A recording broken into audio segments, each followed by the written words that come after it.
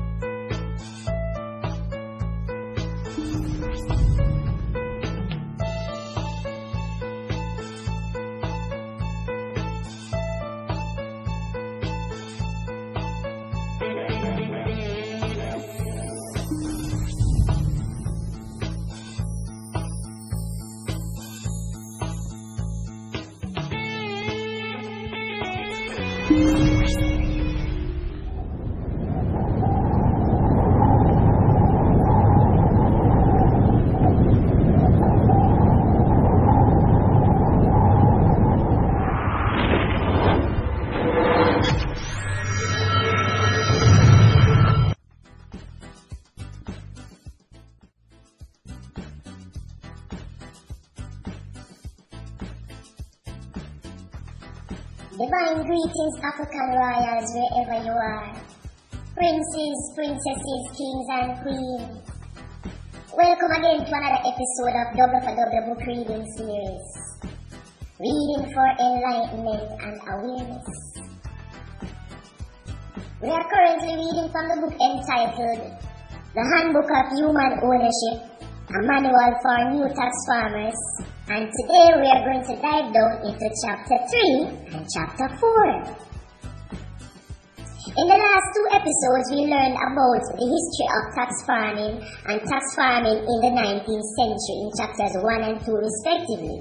In today's episode, we'll be learning more about human ownership as it relates to religion and the children in chapter 3 and the modern world in chapter 4. A quick disclaimer before we head on over to chapter 3. We might be reading from this book, but it don't mean that we endorse the book or the author. We just are reading for knowledge and enlightenment. Alright?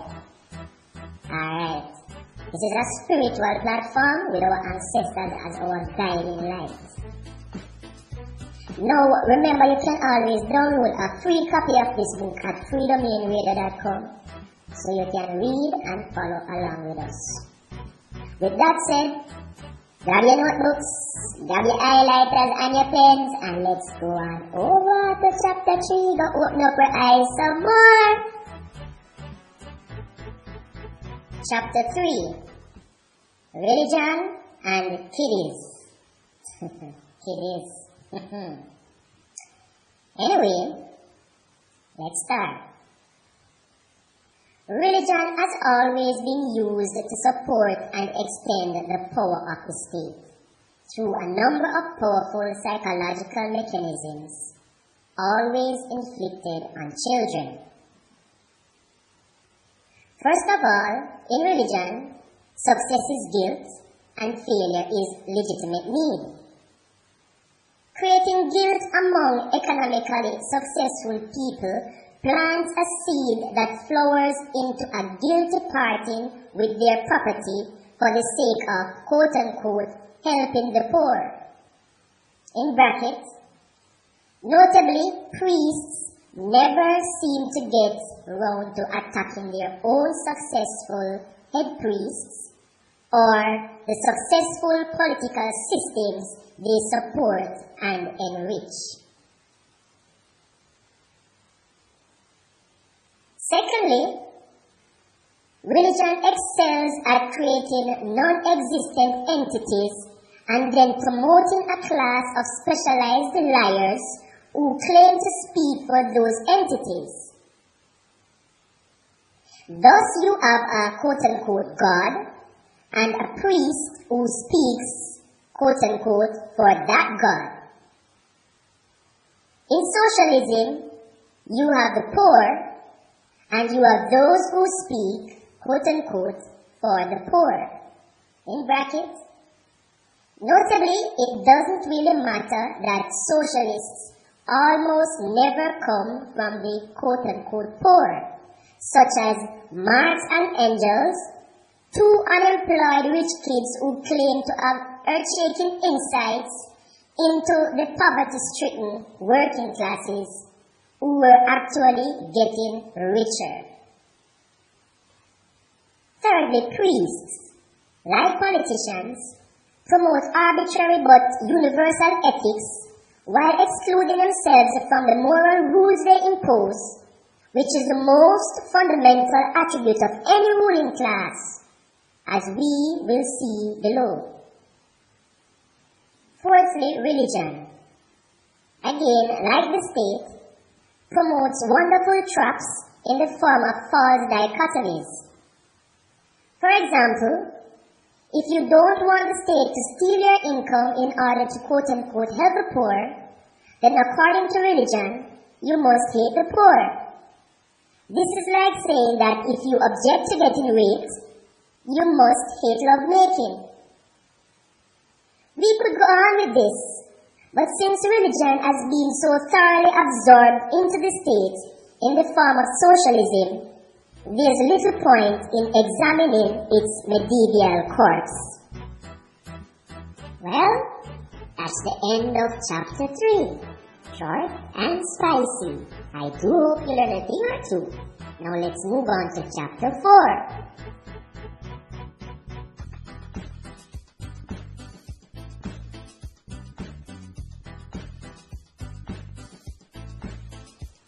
Chapter 4. The Modern World.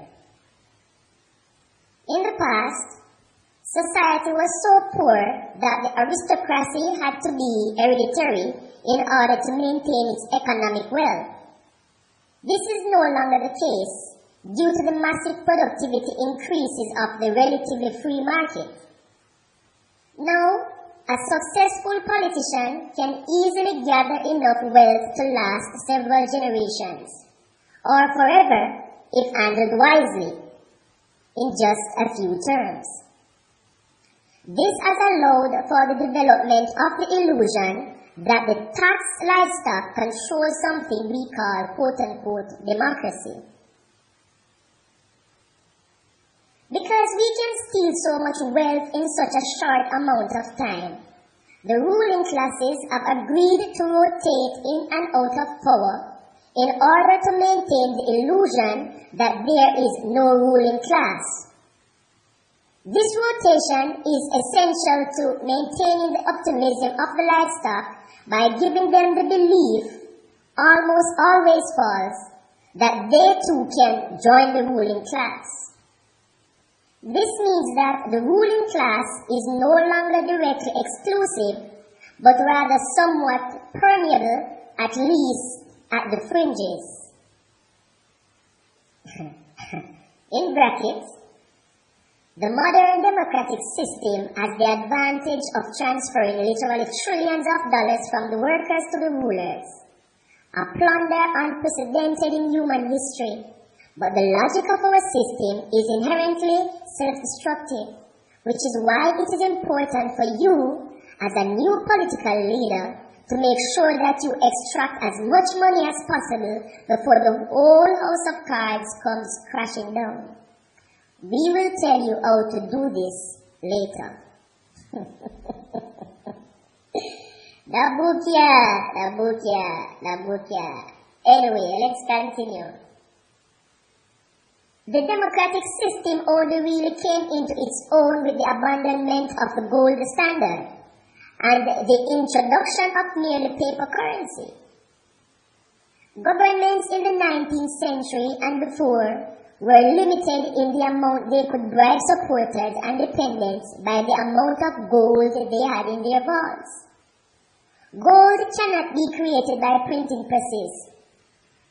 And so, abandoning the gold standard, which is the capacity for citizens to redeem paper money for gold, allowed the printing presses of government bribery to work over time, creating a good deal of the so-called quote-unquote wealth of the post-Second World War period.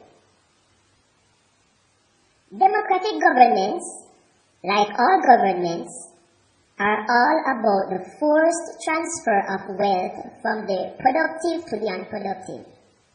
Make that so key. Good. Let's continue. When the creation of money was limited by actual goal, it was more or less a zero-sum game. When you stole from one group to give another, always taking your cut, it was a direct reduction and increase of wealth in the present, which was not only highly evident, but also gave the group being stolen from a good deal of incentive to fight the theft. With the introduction of fiat currency, this all changed.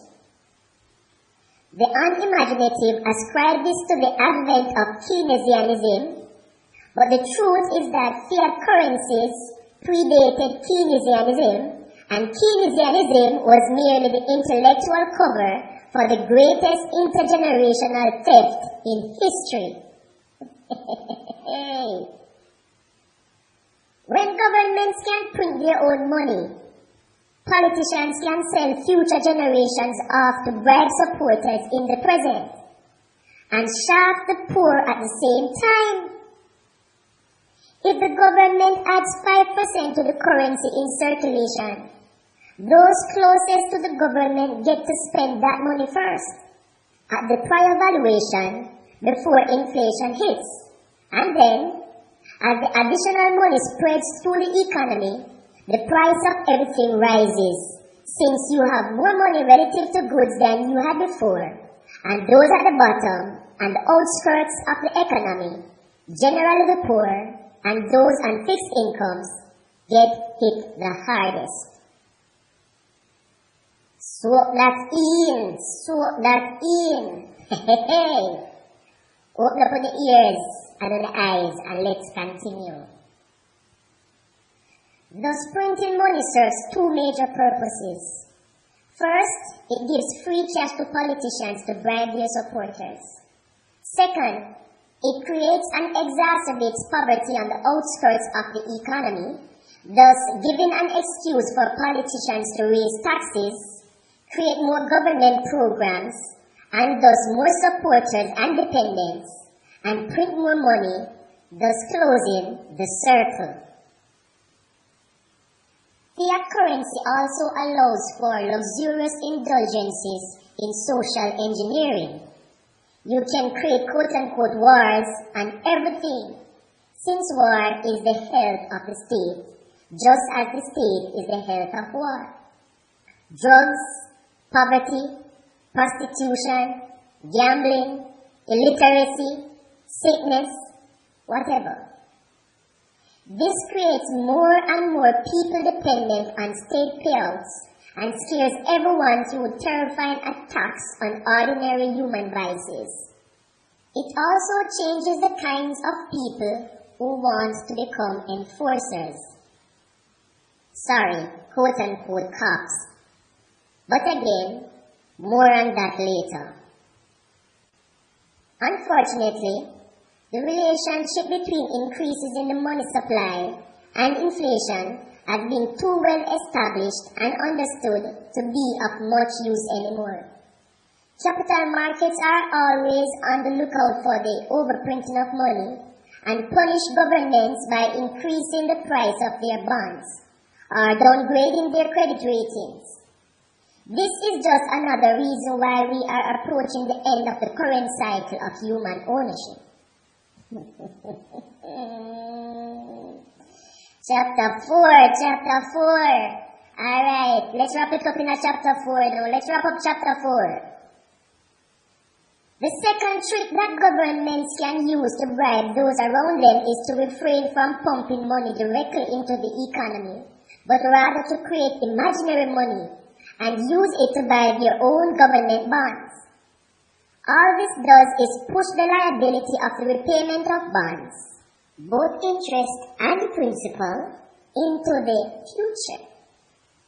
It is a mere accounting trick, like just about everything else the government does, but fools more than enough people to keep the game going just a little bit longer.